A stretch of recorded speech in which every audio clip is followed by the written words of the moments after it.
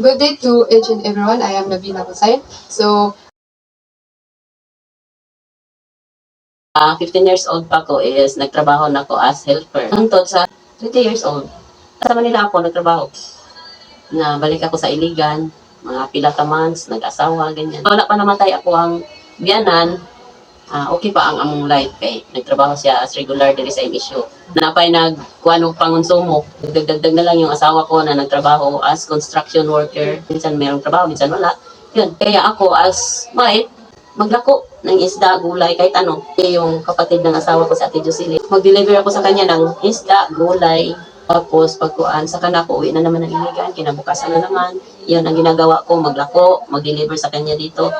Hanggang sa, yung manager niya dati, nagustuhan ako, naipasok dito.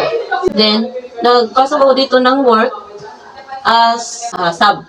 Hanggang nag-retire na siya, ako yung nakapalit ng kuan niya. Pero ngayon, walang sahod-sahod. Minsan, walang laman kasi nagagamit dun sa bahay. Pag-aaral ng mga anak ko. Ngayon, wala pa rin kaming sahod, 3 months na. Nagmahal ang lahat. Mahirap din ang buhay sa ngayon. Pagpasok ng 2023. hanggang doon na lang yan. Thank you, Ate Nene, for taking the time to speak with me. Maraming salamat, Ate Nene. Thank you din.